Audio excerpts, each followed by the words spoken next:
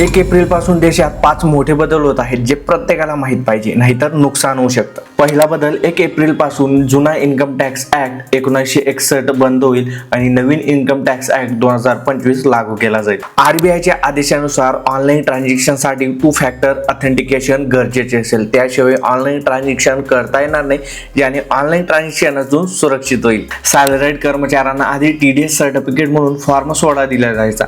आता फॉर्म 130 दिला जाईल आणि हेच TDS सर्टिफिकेट असेल. 1 एप्रिल पासून फक्त आधार कार्ड वापरून नवीन पॅन कार्ड काढता येणार नाही किंवा ते अपडेट सुद्धा करता येणार नाही. तुम्हाला आधार कार्ड सोबत तुमचा शाळेचा जन्म दाखला, 10वीचं मार्कशीट, पासपोर्ट किंवा ड्रायव्हिंग लायसन्स यापैकी कोणतंही एक डॉक्युमेंट द्यावं लागेल. रेल्वे तिकीट कॅन्सल करण्याच्या नियमात मोठा बदल झालेला आहे. रेल्वे निघाल्यानंतर 8 तासात तुम्ही तिकीट कॅन्सल करत असाल तर तुम्हाला 1ही रुपया रिफंड भेटणार नाही आणि याचा कालावधी आधी 4 तास होता. पण तुम्ही रेल्वे निघण्याच्या 8 तास किंवा 24 तास आधी तिकीट कॅन्सल करत असाल तर पूर्ण 50% रिफंड तुम्हाला भेटणार आहे. किंवा तुम्ही 24 तास ते 72 तास आधी कॅन्सल केलं तर फक्त 25% पैसे कट होतील. ही माहिती सर्वांपर्यंत शेअर करा. व्हिडिओ आवडला असेल तर एक लाईक नक्की करा आणि असेच कामाची माहितीपूर्ण व्हिडिओ पाहण्यासाठी मला फॉलो नक्की करा.